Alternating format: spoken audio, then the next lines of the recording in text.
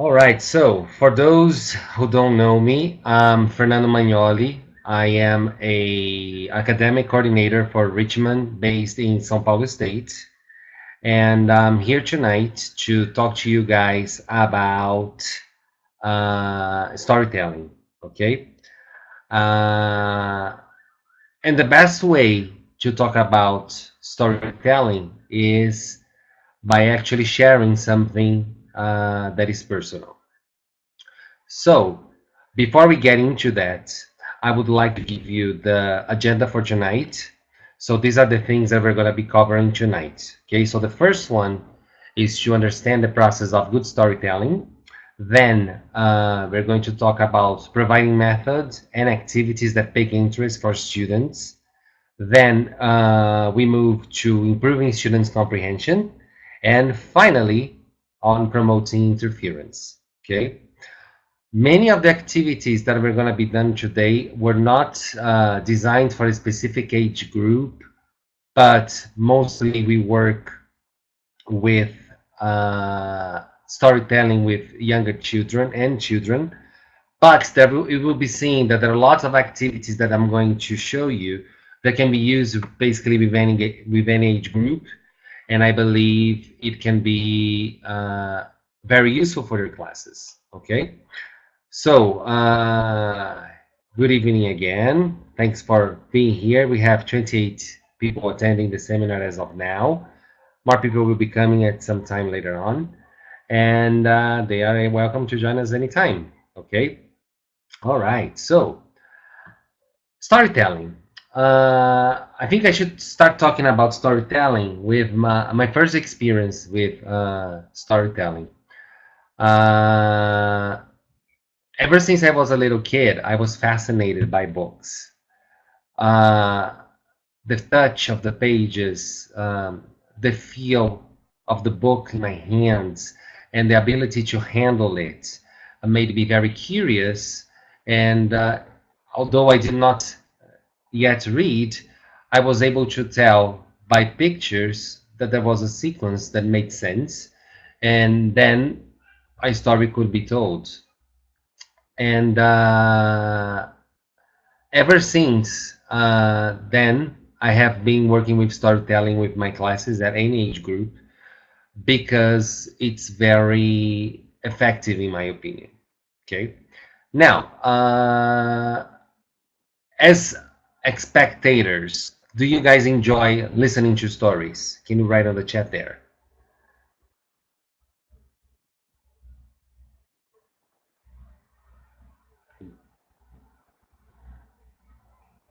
Cool. Great. And from the stories that you've been told, uh, there were probably lots of favorite stories we all share, okay? And I believe stories are meant to be told. So I want to tell you a little bit about my story, okay? I want you to pay attention to the way I tell it. I want you to pay attention to my body language, and I want you to pay attention to the story itself because I'm going to be making some questions at the end of it, okay? All right. Oopsie. There. Okay. So I'm going to start to tell my story, and one can only tell his story when he shows evidence of it. So this is the story of Fernando. I'm an academic coordinator for Richmond.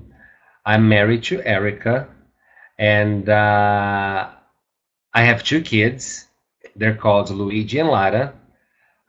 They were named this way because of my passion for video games. Luigi as in Mario's brother, and Lara as in Lara Croft. Okay. Cooking is my passion, and I love to cook. I love to try new recipes. I love to create things in the kitchen, and I always like to try. Despite the ingredients that I have at home, I try to become a kitchen wizard and mix stuff in order to create something that ends up tasting good. My favorite kind of music is rock and roll, and Guns N' Roses is my favorite band.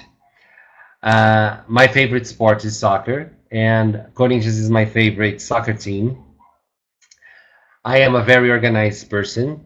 Everything in my room is labeled, clearly organized in their respective drawers, in their respective shelves, and things like that. My favorite drink is coffee, and I drink a lot of coffee. I start my morning with a very large glass of coffee, and I think I if I start my day without coffee, the day does not start. Sometimes I have to go back home or stop what I'm doing because after an hour the day is in, an hour after the day is in, I start having headaches because I haven't had coffee yet. So that's how addicted I am to coffee. I love watching Netflix, and currently my favorite sitcom is called How to Get Away with Murder. I don't know if you guys have heard about it, and it's about a professor in law school, and she helps people get away from the law. It's really interesting. Then I have two pictures of Mario Brothers. They are my favorite video game characters because I love playing games. Then I have a picture of a tablet because I love technology. I use technology in my teaching. I use technology in work. I use technology in my personal life all the time. Then I have a picture of the beach because the beach is my favorite spot to unwind. It's my favorite place to go. And finally, I have to talk about Claudia Leite, who is indeed my favorite singer. Okay? So that's the story of Fernando. I know some of you already know me, some of you don't, but some of you have gotten to know a little bit about myself, and I want to do the same with you guys. I want to do the same activity, okay? So, storytelling is very important because it helps people really pick interest and pay attention and really travel or go on a journey with you guys. Okay, but storytelling to be effective, you have to first understand this. Sorry, there was a connection problem. It's very windy outside where I live. I live in Ipiranga, São Paulo, and it's really windy outside, and connection may be, intermittent at times. So I'm really sorry. I really apologize for that. Okay. So going back to what I was saying. Um, so storytelling to be very effective, you have to trust the story. You have to believe in what you're saying. You have to show passion. You have to put your emotion into it. And as I was just telling you my story, I know that some of the things that I have mentioned might have been shocking, might have been surprising. Some of them might be same shared interests with you guys. But above all, I have to really admit that some of the things I said were not true. Okay. And I think developing a technique in which you become believable is rule number one to storytelling. Okay, we have to try to look, sound, and be believable towards those listening to us. Okay, so I'm going back to the previous slide with the images of my story. Okay, and I'm going to say the sentences again, and in the chat, I want you to type down whether you think the information I'm saying is true or false. Okay, I believe there's 5 or 6 pieces of incorrect information. Okay, so let me go back. So the first slide is me and my wife and 2 kids, Luigi and Lara. And I said that they were named after video game characters. Is it true or false?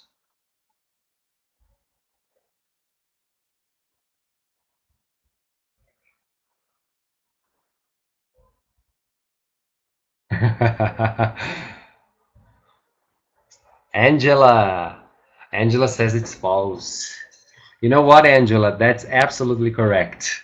My kids are named Luigi and Lara, but the relationship with video game characters is untrue, okay? It's not true at all. It's just that we like the names. Okay. All right. Then, my passion for cooking. I love to cook and I love to try new recipes and, create magic with things. Is it true or false?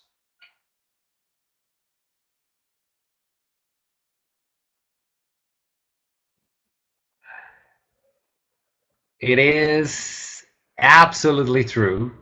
And as a matter of fact, that picture there is one of my creations. So I really love to cook. Okay, next one. Rock being my favorite kind of music and Guns N' Roses being my favorite band. Is it true or false?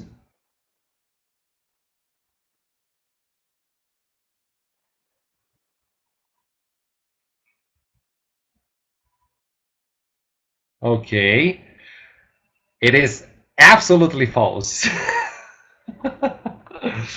I don't like Guns N' Roses whatsoever, and I do like rock. I'll give you that, but I don't like Guns N' Roses. Okay. Next one. Corinthians being my favorite soccer team. True or false? Soraya says no way. Renata says false, please. And Natalie says I hope not. Well, I will not disappoint you guys. I'm in the green side of the force, so I am a Palmeiras supporter, and I can't stand Corinthians. Okay. All right. Next one is about my being organized person. You guys think it's true or false?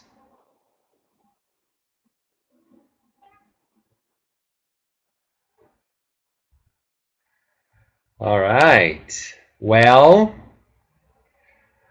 I am in my son's room. I don't know if you guys can see it, but everything is neat and clean and organized. But that's because of my wife. All right. I'm very, very disorganized. Very disorganized. And next one is about coffee. I said that I drink lots all day long and that I cannot start a day without coffee. And you guys said, some of you are saying, all teachers do. True. Okay. That's true, Sonia. There is a great woman, absolutely. And yes, coffee is my addiction. I have lots of cups of coffee a day, around 8, 10 cups of coffee, depending on the day. All right. My love for series, How to Get Away with Murder, and Netflix in general, true or false? Some of you are saying it true. Most of you are saying it's true, and it is absolutely true. And I just don't have the time to watch as much as I desired because, again, we have to prepare classes, prepare workshops, be on the road with teachers and stuff. So that's absolutely false. I mean, true. Now, I talked about video games, obviously, so that's true. So if I talked about video games, my love about technology is also true, right? Now, the two very last ones, my favorite place being the beach and Claudia Leite being my favorite singer. Is it true or false?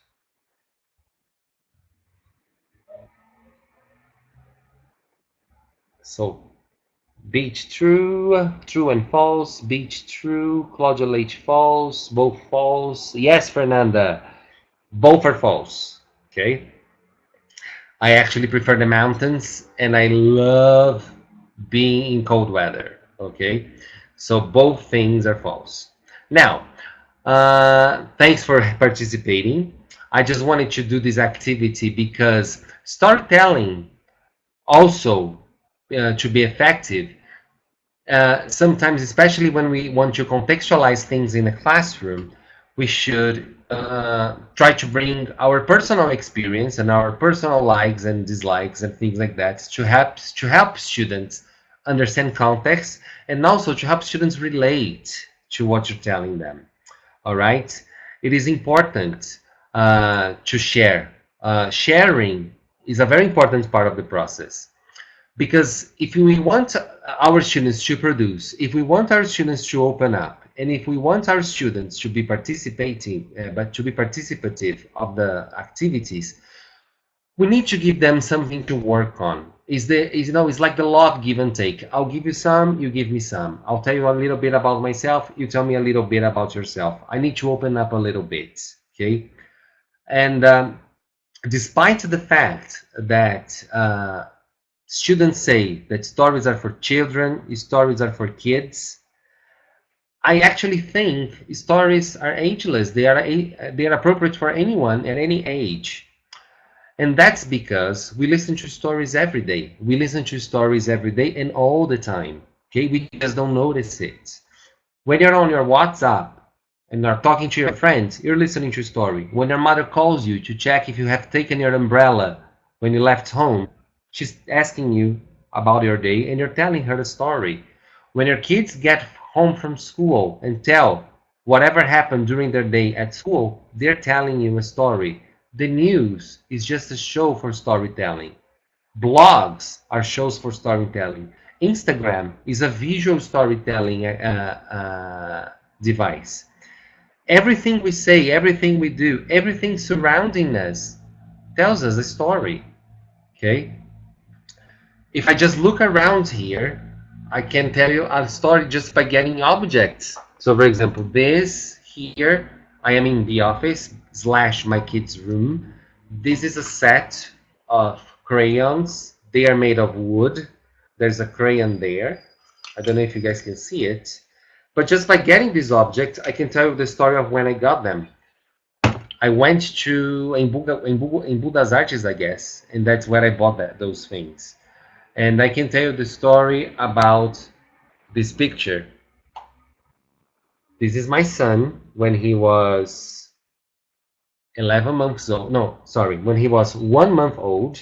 And this is his newborn photo shoot. So if you just look around, you will see that we are surrounded by stories. And that's why we have to tell stories. Because stories help us contextualize things. Stories help us relate to things. And stories become memorable. Okay? Now, do you guys remember, of course you remember going to school. Do you remember any books in specific that your Portuguese teacher or your language teacher asked you to read that you still remember to this day?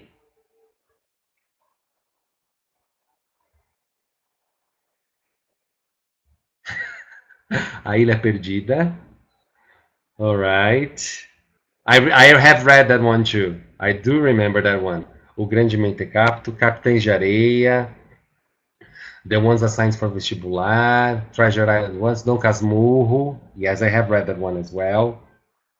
Escaravelho do Diabo, I have read that one as well. I remember reading one called A Marca de uma Lágrima. I don't know, guys, if you guys remember that. And I remember reading another one, because not because of Vestibular, but it was a book by José de Alencar called A Pata da Gazela. How many of you have read that book? Okay, Juliana says me. Soraya as well. Angela as well. Natalia has never heard of it. All right. Well, people say this is a classical book from Brazilian literature by José de Alencar. And I remember that book clearly, and I remember I was 13 years old when I read that book. And for those who have read that book and who can relate to it, it's like asking a 10-year-old to read Dom Casmurro is asking a 13-year-old to read A Pata da Gazela. It's not age appropriate. The language was too hard. The topic was not involving, was not interesting, at least for me at that age time, at that time. But most of all, it was hard for me because it was just not interesting. And as a 13-year-old boy, there was a part of the book in which I had to read about a shoe being described for 6 pages. Okay? And that's really hard for a kid who is 13 years old, whose interests are completely different. Okay? And worse is I had to do this with the whole classroom, back then when education was a bit more traditional and the teacher assigned a book for the whole class to read. And then we would have to do a test or perform a seminar or something like that, present a seminar or something like that. It was hard. First, because we didn't get the book itself.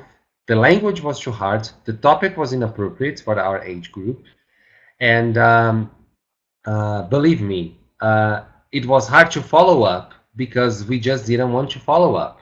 Okay, kids at my age at that time, they wanted to read Vagalume books, as you guys are mentioning there. We wanted to read O Mistério dos Cinco Estrelas. We wanted to read A Marca de uma Lágrima. We wanted to read A Droga da Obediência. We wanted to read Pedro Bandeira in general, Marcus Rey, things that were actually fun and hip and cool. And at that time, it was tough. First, because there was no preparation for the book itself. Then, because there was lots of difficult vocabulary. And finally, because the topic was not interesting enough for me. But worst of all is that after finishing a book, after having read something, after having watched something, we want to talk about it. Okay? And this is the first rule for storytelling. Storytelling is an interpersonal experience. It demands interaction. It demands participation. It demands people being part of it. Not only passively as they are listening to it, but also actively, because after you're done, you want to comment about it, you want to talk about it, you want to share your experiences about it. Okay? It's just like when you leave the theater, the movie theater, and you're eager to talk to your best friend and tell him or her about your favorite movie or about the movie you've just seen. Okay? So storytelling is an interpersonal experience. Okay? The first aim is to promote engagement in between people. Okay? And in a world like nowadays, where the stories that we hear most of the time have a negative aspect, we have to start sharing some positivity via storytelling. Okay? But it's not easy. Storytelling is not easy. It's not easy at all. And obviously there are techniques, and we have to get prepared, and we have to know our audience, and we have to know about the topic. But we can learn how to tell stories. It is a process, okay? Because again, remember, we are telling stories all the time, okay?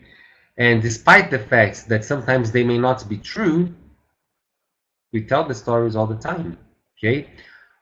I'll give you an example. Just this morning, one of my kids went to school. I took him to school, actually, Luigi and Lara. So I had a visit this morning with a co-worker of mine, and it was my car rotation day. It was my rodízio day today. So she picked me up, and she arrived really early. She arrived at the time I was, getting the kids in the car to take them to school. And since we were going to visit a school at the same area where my kids were, I just, put the kids in her car and drove to school. And they arrived at school, and the teacher calls and we're like, "Hey, Luigi, Lara, you guys look so excited. What happened? What was different today?" And then my kid says, "Teacher, today my dad brought me to school in an Uber, okay? And it was not an Uber, and it was my coworker's car." But again, the story was not true itself by the facts that were told, but his interpretation which was, unique, and, his own interpretation, was very interesting, because in my son's mind, whenever we drive a car that is not the car we usually drive, it means we are in a cab or in an Uber. And his association was almost immediate. Okay. And it's funny when we tell a story, because the very first story that I told you guys about my life, which was this one, can be retold by all of you to other people. And maybe it will not have the same words or the same message, but it will stress probably your favorite parts, the things that you thought they were the most interesting, and the things that mostly caught your attention. And that's why storytelling is effective, because it is a very individual experience. We choose to like whatever best matches our personality. Your best recollections of a story, your best memories of a story, probably deal with the values that you have, the things that you like, your favorite stuff, and that's why it becomes memorable. Okay, so that's one of the reasons why storytelling is important. But again, it's not easy. First of all, we have to think about how stories are told. Okay, and normally stories are told with once upon a time, or stories are told in a very linear way. Sometimes people dislike linear stories. They would rather have stories that, are all going up and back and forth, up and down, and things like that. But for me, a good story, when it's told, it has to catch the listener's attention in the very first 5 minutes. Think about your favorite movies. Think about the movies that you've seen, or think about the books that you have read. What made the stories want you to want more from them? What did the movies or the things get from you? Maraide, I guess, right? Maraide Marca Modesto is saying it's a hook. So there must be hooks in the story. Yes, it's true. But what caught your attention? What happened? Was it the topic? Was it the way it was told? Was it the vocabulary itself? Was it because you liked the author? The elements of surprise, as Marcel is saying? The plot itself? The tension? Yes. Relatability? Yes. We usually want to hear more from things we can relate to. That's absolutely right. The way it is told. And that's all these things you guys are saying are absolutely true. Someone mentioned the hook, and it is important to talk about the hook. Okay. Brazilians in general are great storytellers because, okay, Mara, good. Brazilians in general are great storytellers because we are in the culture of soap operas. We are in the culture of telenovelas, okay? And the people who write stories and the people who create the telenovela chapters, they know exactly when to stop in order to catch your attention and, keep you anxious for the remainder of the story. Okay. There are lots of movies that do the same, that captures your attention in the very beginning, and then they, keep rising your expectation to whatever is going to happen before the, big moment happens. Okay. And I think that's really, really important to do that. But not only that, not only should we have hooks, but we also should get people engaging with the topic. Okay, it is important that the students engage, or that the listeners engage. Okay, because again, if we want to believe that storytelling is a powerful tool to help students understand context, to help students understand meaning and gain meaning from the things they're learning. Uh, in other ways, we want the students to engage with whatever they're learning. Look at the slide there. Engaging means establishing a meaningful contact or a connection with. Okay? Creating meaning is the basis of storytelling. But if students cannot engage with the story because they don't understand the story, or because maybe the story is too hard, the vocabulary is too advanced, it is tough for us to engage, to get them engaged. But there are lots of techniques that we're going to see later on that will help students engage. I agree with you, Marcelo. Sometimes the students can be bored, and they, especially teenagers, who say they don't like anything, whatever we do is boring, whatever we do is ineffective. But in a way, a story is effective when it touches a student in a very specific and individual way. And we're going to be talking about that as well a little bit later on. Okay. All right. So we have to believe that storytelling, because we talk about active participation, we have to understand that a story is an imaginative journey, okay? And it requires our participation. Before I explore a little bit more about this storytelling activity, I want to do a experiment with all of you, okay? I'm going to tell you a very simple paragraph of a story, and I want you in your chats to write down the answer to the final question I'm going to make, okay? One word answer, just type it there, all right? Okay.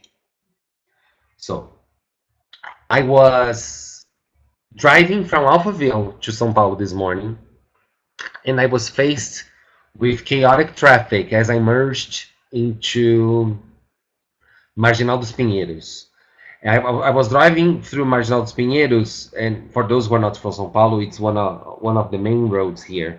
And in Marginal dos Pinheiros, now there is near USP, there is a glass wall. I don't know if you guys have heard of it, but there is a wall made of glass that people have been breaking quite often in the past weeks.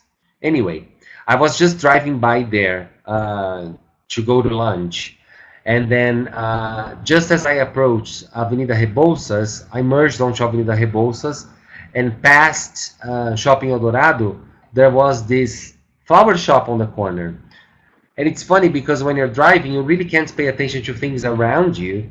But at that specific moment, the lights were red, and I could stop and look around. And I saw this flower shop. And there was this beautiful flower on display. What color was the flower?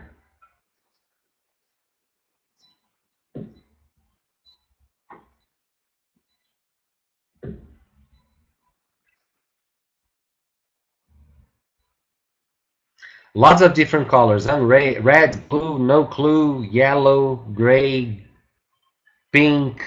You didn't say it actually. No, I didn't. Okay. But I wanted to show you that this is the story of this is the process of good storytelling. You engage students, and as you tell them facts from the story, they have to make mental images of whatever is being said and create a meaningful image in the back of their minds. And that's why I think storytelling is really, really, really important. And it's really an imaginative journey. Because when you're being told a story, you have to imagine what you're listening. And when I say things like a car, and then I saw the sky, and then I saw a flower, probably you will associate the new words from the story or the words from the story with your favorite things or things that were relevant to you, okay? The first time someone told me this story, I actually said that the flower was yellow. And I remembered later on, I was thinking, why did I say the flower was yellow when nobody mentioned the color of the flower? And then I remembered that the day I got married, my wife's bouquet of flowers were yellow flowers. And then usually when you start creating these mental images when you listen to a story, you probably activate personal vocabulary and personal likes and dislikes about the things that you said. Okay. And I think it's really cool because, especially when you describe a person, and that's an exercise I like to do with the students. I like to tell them the story, about anything, a story from their course book. I just read out loud, and I ask them to draw the characters. We all have different points of view. Somebody is going to draw the male character or the female character, either taller or shorter or skinnier or fatter with blue or green eyes.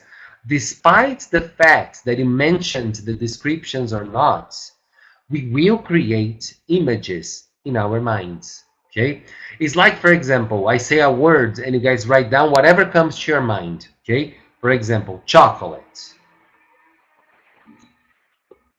What comes to your mind when I say chocolate? So sweet, brown, a bar, fat, delicious. I say Kit Kat or Twix. Okay? Dark chocolate. Okay? So we all have different references from words based on our personal journey. Okay? And that's a very simple exercise that I like to do. Now, also, another thing that we can do is to think about vocabulary itself. Okay? Just a minute.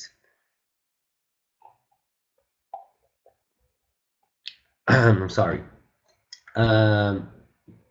Another thing that we can do is like this. So I want you guys to think about the pirate in the picture.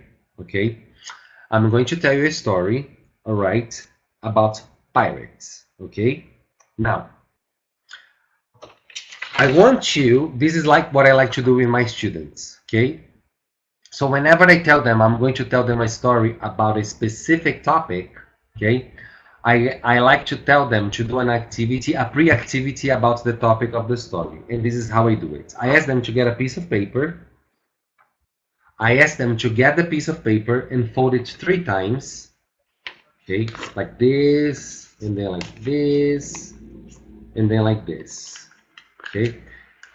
And despite the order that you fold, physics and geometry works brilliantly because the result is always going to be something this size. Okay.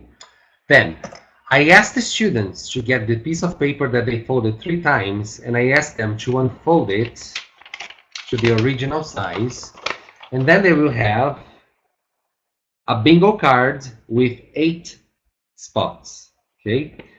So then I tell my students to, in this piece of paper, write down 8 words they will find in the story I'm about to tell them. So I tell them the topic. So we're going to read about pirates. We're going to read about food. We're going to read about sports. We're going to read about whatever. And then I ask them to write down the words. Okay? Can you guys help me out? I'm gonna give you 1 minute. Okay? And I want you guys, after 1 minute, to start typing in the chat box the words that you will find in the pirate story that I'm about to tell you. Okay?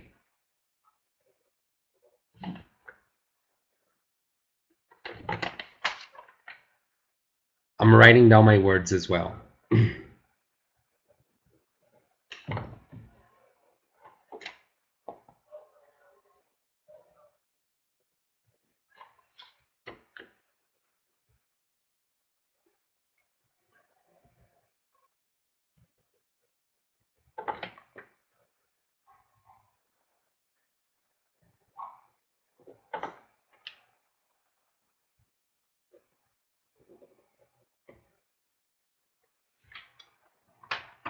Exactly, Mara. This is one of the ideas. Okay, so find out whatever they already know about the topic, and then also see whatever we should work in order to help them understand the story better. Okay, so guys, it's enough time. I want you now to type a few of the words that you have come up with, and I will try to keep score here. Okay, so pirates, words about pirate stories that we can find in the story I'm about to tell. Okay, go. So blood, treasure, fight, loving couple, jewelry, box, map, cross, ship, hook, parrot, treasure, fights, flag, sea, death. Rum. Somebody likes to drink. Robbery, sword.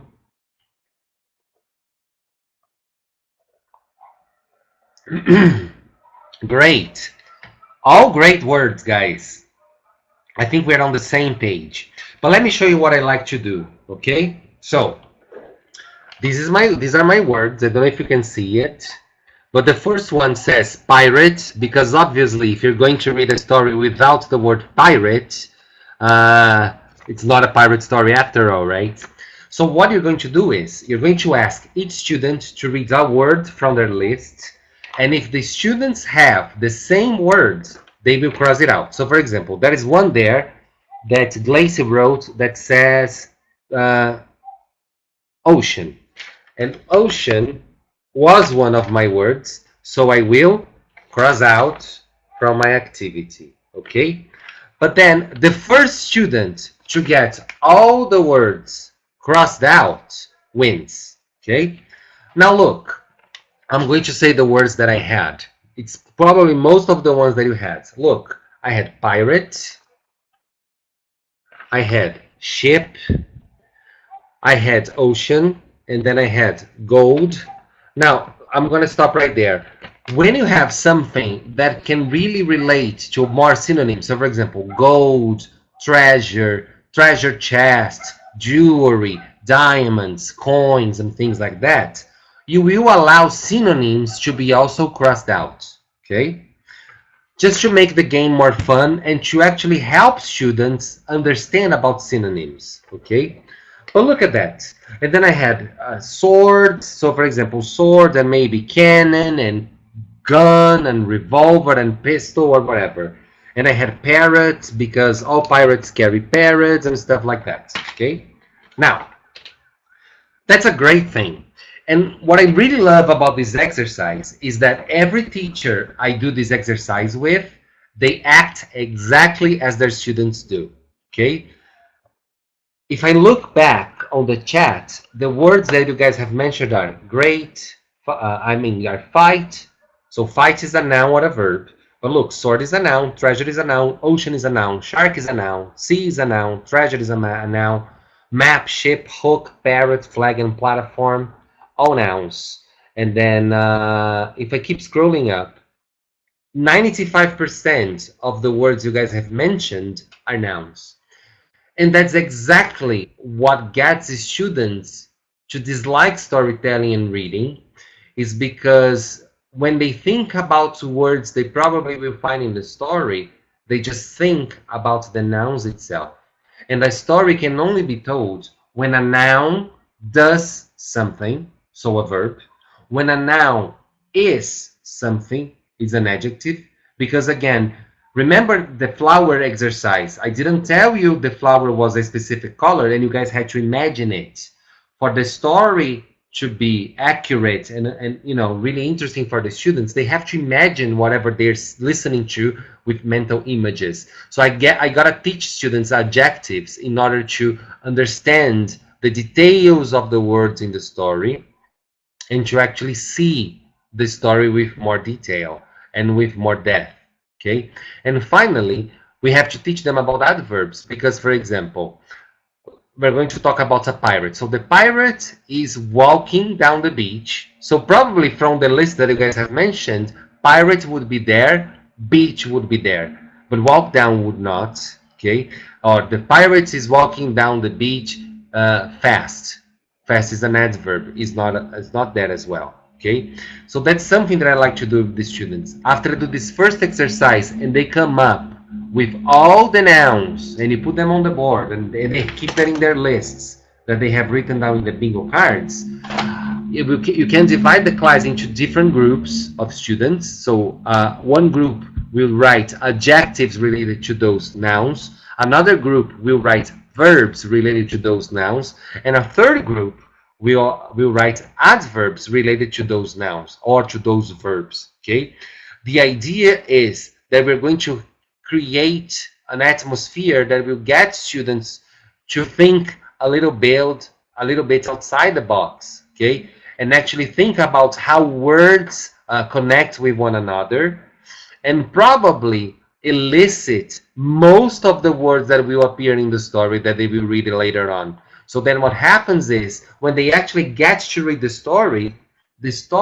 will flow smoothly, and they will have better understanding, better global understanding of whatever is being told by the story. Okay, and then again,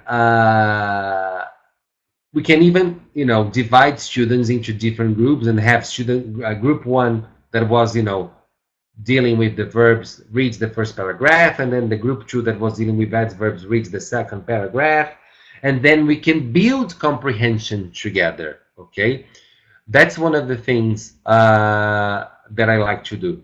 Okay, especially when you have a short class. All right, but does anybody have any doubts about the activity that I have just mentioned?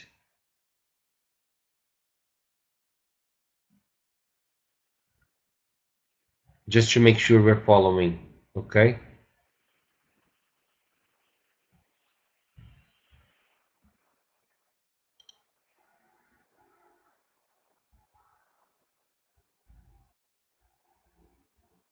Okay.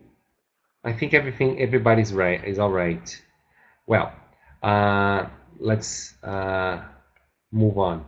So, also we have to think about length, okay? So let's suppose I'm telling you a story. So let's go back to the story of the pirates.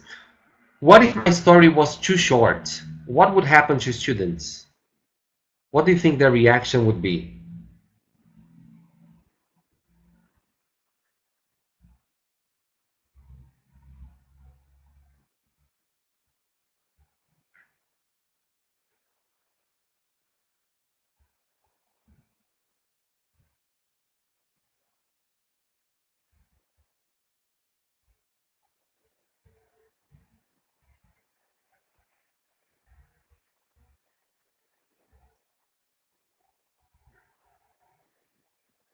It's funny, I never know what to do with these silent moments in webinars. I don't know if I just, should dance or look at you guys and, tell a joke while you guys write down, because the silence kills me.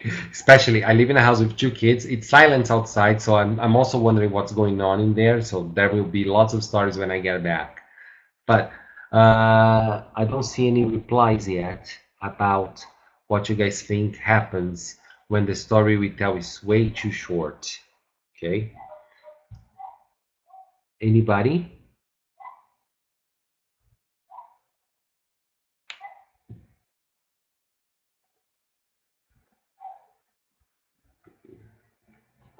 I'll just drink more water.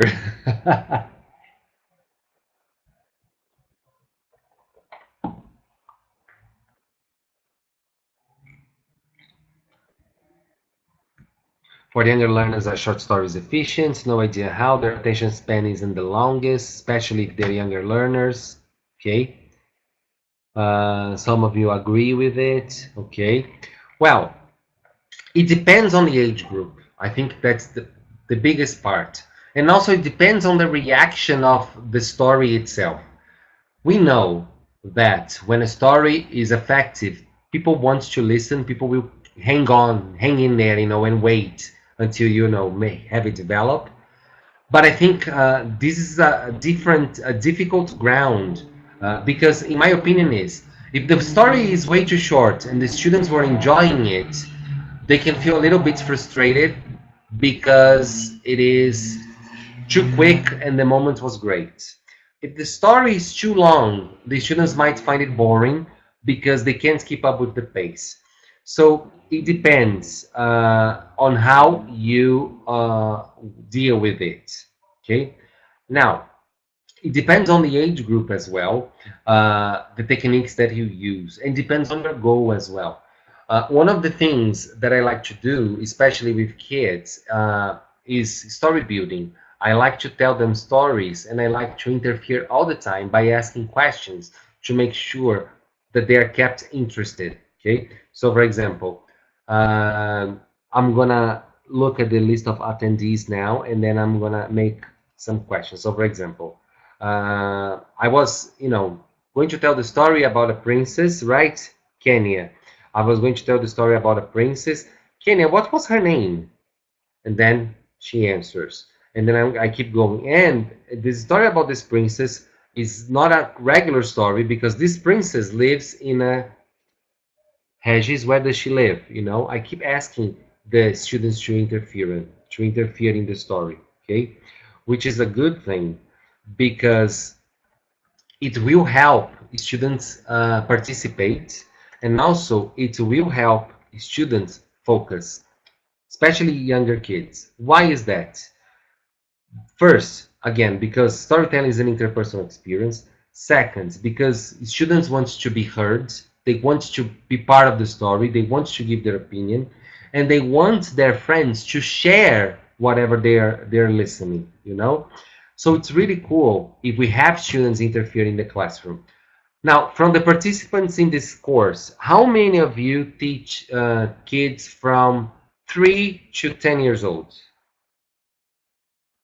Just write down me. Okay, so 1, 2, 3, 4, 5, 6, 7, 8. Many of you, right? 9, 10. From 6 on. Okay. Now, and you guys know that whenever you tell them a story, it's like this. So guys, I'm going to tell you the story about a friend of mine. His name is Bingo. Bingo is a dog. You say the word dog, the student raises his hands. Teacher, I have a dog. His name is Billy. And then his friend goes, me too. And his name is Jack. And the other one goes, oh, but I have a cat and her name is Princess. And the other goes, oh, I don't have any pets, but my neighbor's brother's cousin's grandfather has a pet and it is an iguana. And they keep going, going, going, going, going, going. And you know what? We have to allow interference. They will interfere, and it's part of the process. And it is a way for us to check whatever they already know about the topic and to see how cool it is sharing with one another. It is important to allow these interruptions, but it's also good to make sure we can stop them whenever we want them to, because again, the students won't be interested for long, especially when they are either in pre-primary or primary, when they're up to 10 years old.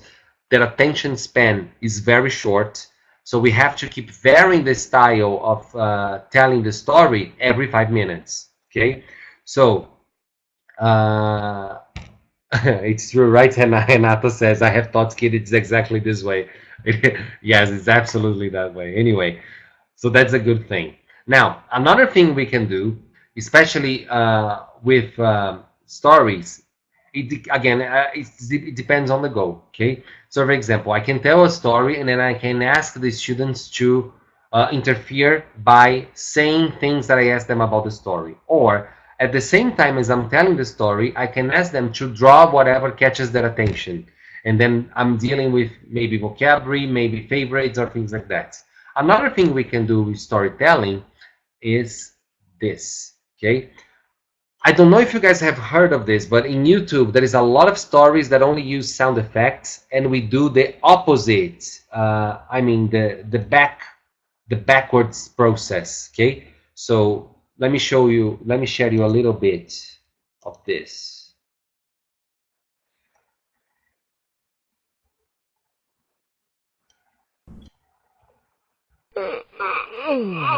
Can you guys hear?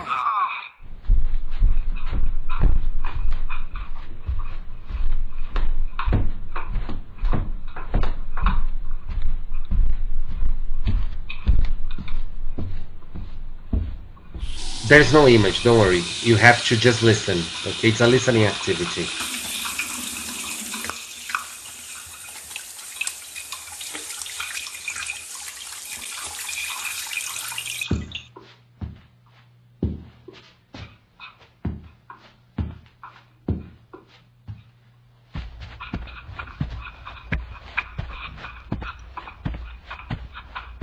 I'm going to stop there because, you know, there's a lot of things going on, but you can just, you know, write down, I mean, search on YouTube about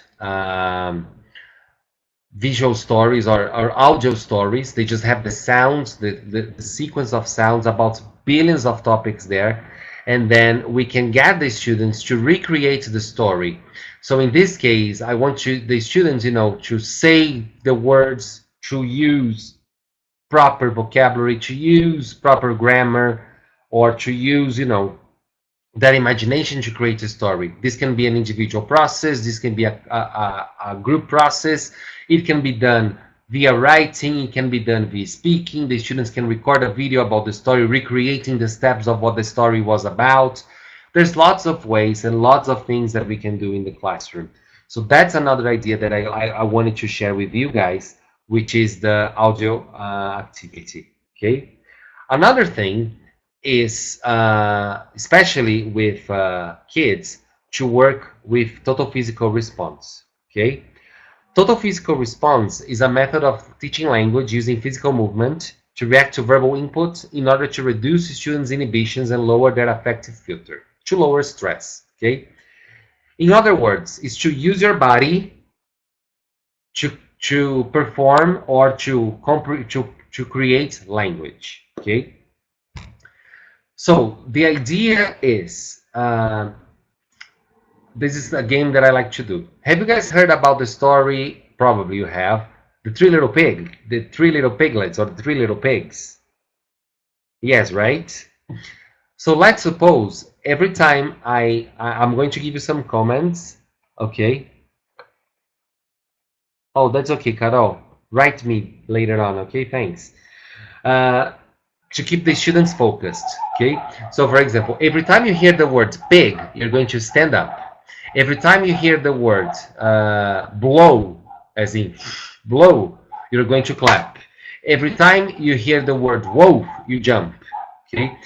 And the idea is you can create, you know, you can create competitions between this side of the class and that side of the class and get the students, you know, moving around, just to make sure they keep focused on the story, because again, they will really activate their listening skills. They will put their good ears to use, and then whenever they hear those words, they will use total physical response. There is a number of activities we can do with TPR, and that's one of them. Okay. Now, another one. Remember that we were talking about storytelling in the beginning of the activity, and then guys, take a look at the picture. There is a guy taking a selfie. Okay. Another storytelling activity that I like to do with students is based on daily habits. Okay. You all probably teach about daily habits, so the students have to say at 5 o'clock, at 7 o'clock I get up, at 7:15 I brush my teeth, at 7:30 I have breakfast, and then at 8 o'clock I go to school. I'm in school from 8 to 12, then at 12 I have lunch, at 2 o'clock I watch TV, at 4 o'clock I do my homework. We all do this. All the course books teach like this, but you know, it's kind of boring to learn to tell your personal story about your daily lives like that. So I came, one activities I've done as a teacher is students will take selfies and share whatever they do during their day, and via selfies. So they just get their phones, and then they get the pictures and they say, oh, look, at 7 o'clock I brush my teeth. At 9 o'clock I go to school. At 3 o'clock I have a snack with my brother or sister and stuff. It's really useful because, again, students love this little device here. Okay. But what happens is, let's suppose in the same class, you're going to get the students in a pair, and then they have to tell each other about their, you know, days with selfies. And if the students are best friends, they already know exactly what the other one is doing. So then there is no language that is being practiced. The students are not really paying attention because they already know what to expect from his friend. So we can innovate. Okay. So then what you can do is, so guys, you're going to tell the story with your daily activities. So you're going to use the vocabulary You're going to, take 10 pictures of 10 things you did during your day and then share with your friends. But you're going to be different characters. So João, instead of João, you're going to be Brad Pitt. And Maria, you're going to be Queen Elizabeth. And Johnny, you're going to be Santa Claus. And Marjorie, you're going to be, I don't know, you're going to be Neymar. And then they will dress up or whatever, but they will take pictures pretending to do things at those specific times as if they were someone else. And then storytelling is cool because the students don't know what to expect from these people. The students will get creative. The students will have to learn new vocabulary in order to come up with the results for that specific task. And then everybody will learn from an experience that is going to be very fun for them to share with one another. Okay, you guys have no idea the things the students have done with this activity. It's really, really cool. Should do that. Okay. Now, another one is to create follow-up activities. Okay. I love working with reading. I love the way that stories are told, but I don't love what follows up. Okay. Why is that? Because most of the follow-ups for storytelling are usually grammatical. Okay, take a look at a reading exercise. Okay, a reading from your course book. Then the follow-up questions are why, when, what, which, who, how, whose. Now, if a student knows grammar, the students can find those stories by, scanning the text, knowing that when means time, they will look for a time expression and then they will answer that time expression. That doesn't necessarily mean that he understands the text itself or the story itself, but that means that he can understand grammar and syntax. Okay, and that's the same with stories. When students are reading a book, they will scan through the things, but maybe they don't understand the concept of everything itself. The idea for follow-up activities is to avoid these kind of exercises and promote something that's a little bit different. Okay, the first one is mind mapping. Okay, I like mind mapping a lot because it allows me to connect my ideas. Remember how we were doing this activity about the pirates and you guys were eliciting the vocabulary that was going to come up in the story? How about after we do that activity, post the story being told, we go back to the list of the words that the students have come up with and we do something like this. Okay, mind map. So let's talk about a mind map here. So the students will categorize things differently. Okay, so they will put the pirate. Oopsie. I'm trying to draw with my mouse, but I am not very good because I'm using a mouse. I'm not using a pen. But again, you guys understand what I'm trying to do here. So you put the first topic in the center, and then you start creating different topics around it. Okay, so for example, pirates. So what they do, how they do it, physical characteristics. Okay, so 3 different groups. Now let's suppose I'm going to talk about characteristics. So I'm going to divide this into different categories. So physical, and then emotional or mind characteristics. Yes, Marcelo, exactly like a vocabulary network. It's a mind map. Okay, I find it very useful to help students organize the new things that they're learning from the stories and actually to keep revisiting it after the stories are told, just to make sure that the new words or expressions that they have learned is lost. Okay, so that's an activity that I like to do with the students. Okay, mind map. Another one, it's about point of view. Okay, exactly, Marcelo. You start the vocabulary in the right slots depending on the categories that they are. Okay, So for example, let's think about pirates. So I'm going to have a category about physical, and then a category about emotional. So physical, I can do verbs, then I can do adjectives, then I can do adverbs and things like that to help students get organized. Okay, but also we can talk about point of view. Okay, uh, I think point of view is one of the most efficient ways we can get and we can use in the class to make sure that the students have understood the story that we told. Okay, why is that? Because for you to understand the story completely, and by being able to put yourself in a different perspective or the perspective of a different character in that specific story, you have to have understood the story well in order to voice out your opinion about something. For example, how many of you have watched the movie Titanic?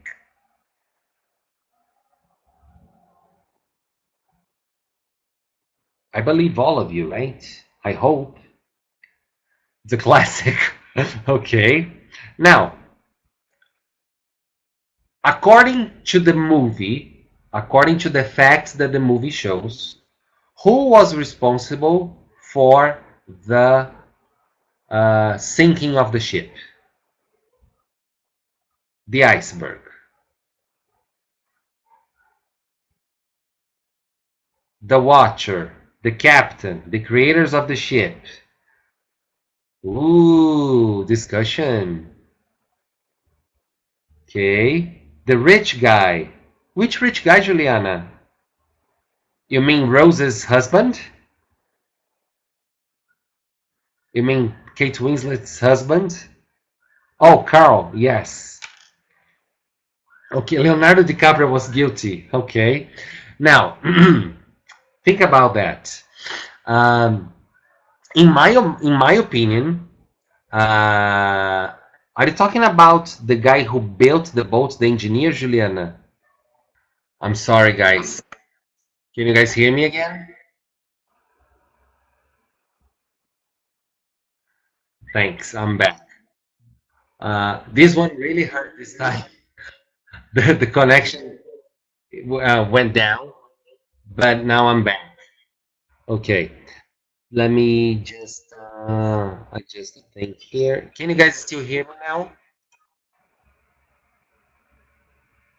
Bye, Angela. Okay, so I'm almost done. Okay, so I'm talking about point of view. But again, if you think about point of view, we have a story is told in a different way. For example, the story of the Titanic is told by the point of view of Rose, who is the end of the movie is the old lady that drops the heart of the ocean in the ocean. If you could ask the students to tell the story from the point of view of the captain, do you think the story would be different? If you ask the students to tell the story from the point of view of Rose's mother, would the story be different? If you ask the students to tell the story from the point of view of Jack Dawson, which is Leonardo DiCaprio's character, would it be different?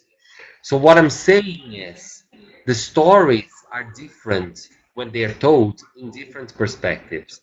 And students can only mention their comprehension on the story when the perspectives are different, if they have really understood the story itself. So it's important to show that the students that for every story there is a different side of it. Not only one, two, maybe five, maybe 10 different sides. And in these different sides, despite that the facts are similar, most of the points of view are different. And because of the points of view being different, vocabulary that is practiced is also different. Okay? So I think it's a good practice to think about this. Another thing that I like to do is to talk about Venn diagrams. Okay? Let's suppose we're going to talk about Titanic again. And here on the center, we do the intersection of whatever is common to characters or to movies or to books or to stories. And then on the outsides, we put whatever was different. So for example, I want to compare Jack and Rose. For example, Jack is Leonardo DiCaprio and Rose is Kate Winslet. They're both what, guys? What are they both? They're both good looking. What else?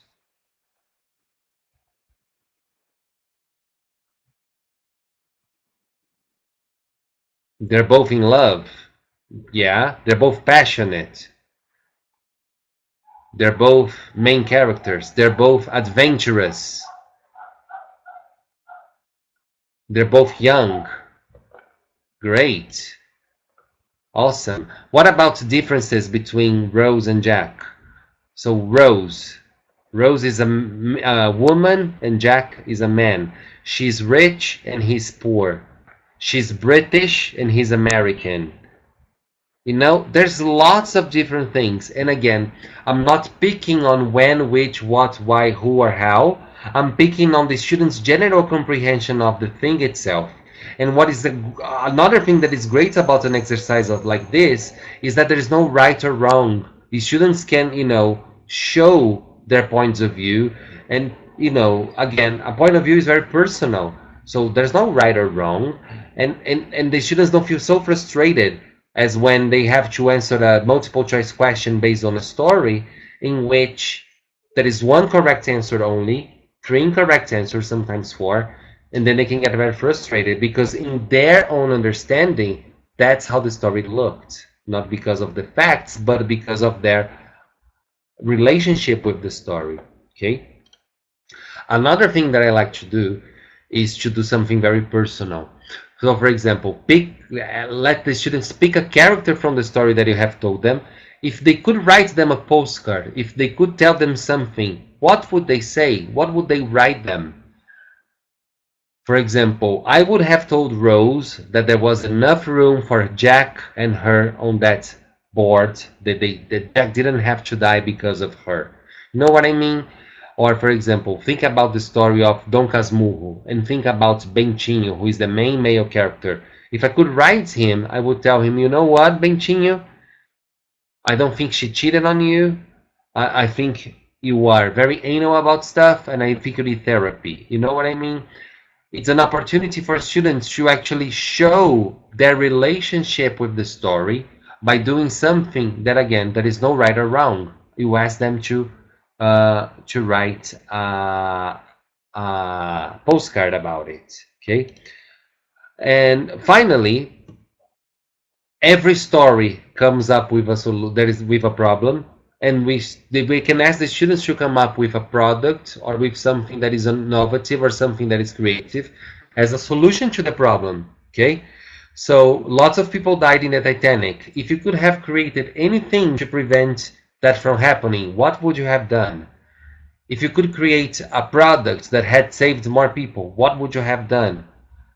That's the activity called Solution Inc. Every story there is a problem or there's something that should be overcome, and we have to promote this. It helps critical thinking, it helps with language development, it helps students with positioning their ideas about the topic. Anyway, there's lots of possibilities. Okay, so guys, we're reaching the end of the presentation. I have just created leave your feedback link on top there. I just want to make sure you guys have time to ask questions about the topic or make any comments. I'm open for conversation now. If you don't have any questions, I would really strongly suggest you to go to the button here, Whitetail Stories, to share your ideas and to give me some feedback on the session. It's the first time in my life I present a webinar, and yes, I can share the things with you guys. And a good thing about my slides is that they have the activities that I have shared with you guys. There is a lot of explanations in the bottom of the PowerPoints, so I will share extra ideas there. Okay, For those who want a copy of my presentation, I will put it in Google Drive and I will email the link to those who email me. If you guys have any questions, I'll just leave my contact information. You can email me at this website, at this email address here, and I will give you the Google Drive link or the downloads link for this, okay? For all of you who have participated, thank you very much. It was a very special night for me. Thanks for listening, and I'm open for questions. Thank you.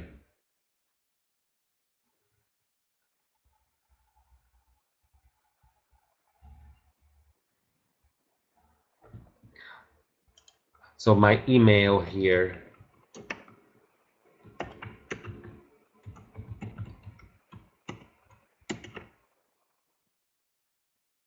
That's my email.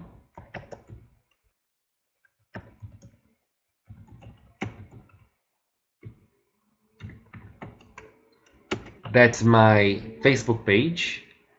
And just a second.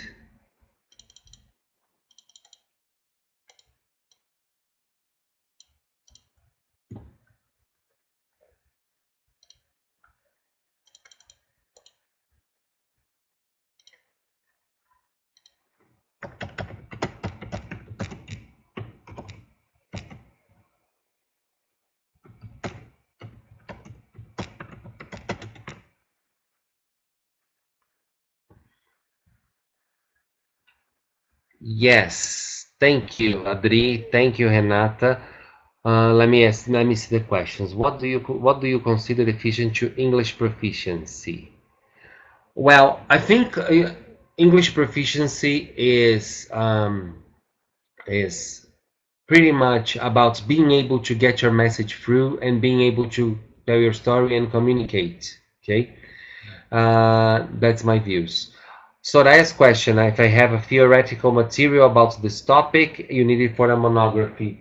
Yes, there are plenty of books that can help you. There is one that I actually got ideas from right here. It's from Richmond. It's called Teaching Very Young Children, Preschool and Early Primary.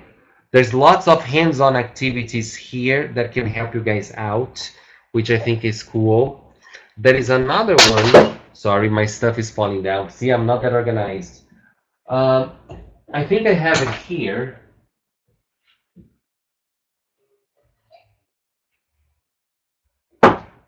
Yes, I do.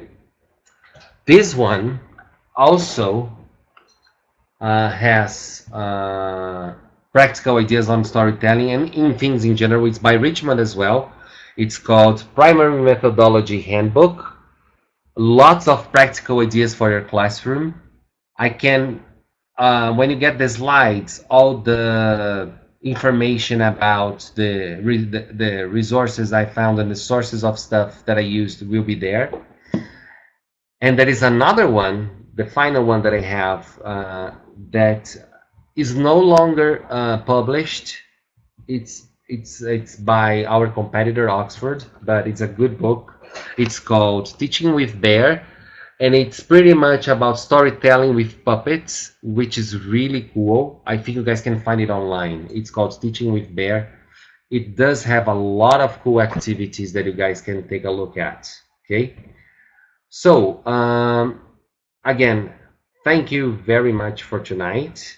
I'm gonna shut it down now, but you can get in touch with me with those things. That's my WhatsApp, that's my email, that's my Facebook page, and you can leave feedback on the link that I have sent. All right? The webinar has been recorded, so Disal will probably let you guys watch it later on if you guys want to revisit some of the ideas. And thank you very much. All right. Bye.